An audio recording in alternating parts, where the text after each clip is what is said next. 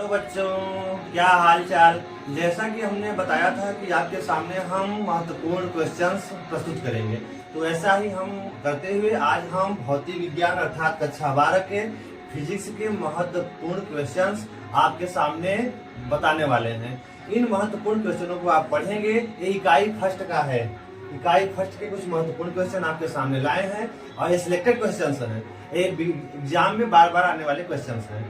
इन क्वेश्चनों को अगर आप अच्छे से रिवाइज एक बार कर लेंगे तो आपका कम से कम 4 मार्क्स कंप्लीट हो जाएगा।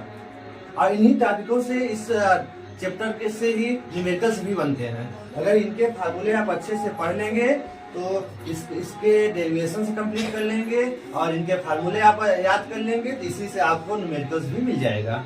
चलिए, जैसा कि आपका इकाई फर्स्ट का भौतिक विज्ञान के महत्वपूर्ण क्वेश्चंस हैं, सिलेक्टेड क्वेश्चंस हैं, पीवाई के क्वेश्चन भी हैं। अगर इन टॉपिकों को आप पढ़ते हैं तो आपका सब कुछ अच्छा होगा। पहला इकाई का इकाई फर्स्ट का है। इसमें से जो पहला क्वेश्चन आपका बनेगा वो है वैद्युत आवेश के क्वांटमीकरण से आप क्या समझते हैं। ये बार बार आने वाला, ये अति लघुत्तरी में आने वाला क्वेश्चन है बच्चों। ये 1 नंबर में अक्सर आता है बच्चों। चलिए, दूसरा क्वेश्चन सा आपका जैसा है कि कूलाम का नियम लिखते हुए, अर्थात कूलाम का नियम लिखना है और कूलाम के नियम संबंधी अध्यारोपण का सिद्धांत भी लिखना है। प्रिंसिपल ऑफ सुपरपोजिशन किससे जुड़ा हुआ? कूलाम के नियम के आधार पर। तो आपको ये भी आप बच्चों तैयार कर लेना अच्छे से। तीसरा आपका टॉपिक है वैद्युत क्षेत्र की तीव्रता से आप क्या समझते हैं। बिंदु आवेश के कारण वैद्युत क्षेत्र की तीव्रता के लिए सूत्र का निगमन करना अर्थात सूत्र भी प्राप्त करना है। इसको भी आपको डेरिवेशन के साथ तैयार कर लेना है बच्चों। अगला है चौथा आपका वैद्युत द्विध्रुव आघूर्ण से आप क्या समझते हैं, अर्थात वैद्युत द्विध्रुव आघूर्ण की परिभाषा आपको लिखनी है और वैद्युत द्विध्रुव आघूर्ण से संबंधित वैद्युत द्विध्रुव के अक्षीय तथा निरक्षीय स्थिति पर वैद्युत क्षेत्र की तीव्रता के लिए सूत्र का आपको निगमन भी करना है।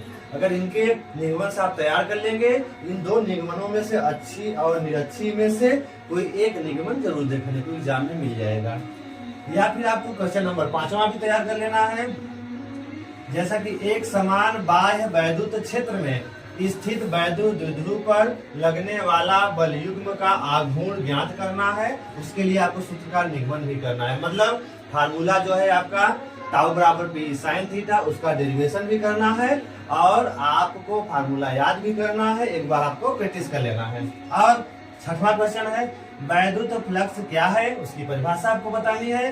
वैद्युत फ्लक्स संबंधी गॉस का प्रमेय भी लिखना है आपको, उनके प्रमेय याद कर लेने हैं और उसका निगमन भी कैसे उसको प्रूव करेंगे उनके प्रमेय को। जैसे फाई ई बराबर क्यू अपान एप्सिलॉन नॉट, जो इनका प्रमेय है उसको आपको याद भी कर लेना है और आपको उसका निगमन भी तैयार कर लेना है कि इनका नियम कैसे आया। और इसी टॉपिक से गॉस के नियम के अनुप्रयोग भी है, जो कि 7वां टॉपिक है। गॉस के नियम अनुप्रयोग में 2 इंपॉर्टेंट हैं, यहाँ से न्यूमेरिकल्स भी उठते हैं दोनों टॉपिकों से। जो कि पहला टॉपिक है अनंत लंबाई का आवेशी सीधा तार कोई होगा, उसके निकट आपको वैद्युत क्षेत्र की तीव्रता के लिए क्या ज्ञात करना है, सूत्र का निगमन करना। अर्थात कोई लंबा सा तार, सीधा तार है, वो आवेशित है पूर्ण रूप से, उसके निकट आपको वैद्युत क्षेत्र की तीव्रता प्राप्त करने के लिए सूत्र का निगमन करना है। या फिर अनंत लंबाई या अनंत विस्तार के आवेशित समतल चादर कोई है, कोई समतल चादर के निकट वैद्युत क्षेत्र की तीव्रता के लिए भी आपको सूत्र का निगमन करना है। अगर इन फार्मूलों को आप एक बार डेरिवेशन इनका करके प्रैक्टिस कर लेंगे और इनको याद कर लेंगे तो डेरिवेशन भी आ सकता है या फिर इसमें न्यूमेरिकल्स बन सकते हैं। तो आपका न्यूमेरिकल्स भी कंप्लीट हो जाएगा, फार्मूला भी आप तो डेरिवेशन भी कंप्लीट हो जाएगा। ऐसे इन 7 टॉपिकों को अगर आप पढ़ेंगे, 7 टॉपिकों को पढ़ लेंगे तो इसमें से आपको कम से कम फिजिक्स के फर्स्ट इकाई से 4 मार्क्स कंप्लीट हो जाएगा और इसी पर न्यूमेरिकल्स भी बनेंगे। हम कोशिश करेंगे कि इन पे बनने वाले न्यूमेरिकल्स भी एक वीडियो में आपको जरूर डालें। ठीक है, धन्यवाद बच्चों। आप पढ़िए, ध्यान से पढ़िए, आपका 4 नंबर कंप्लीट हो जाएगा। धन्यवाद।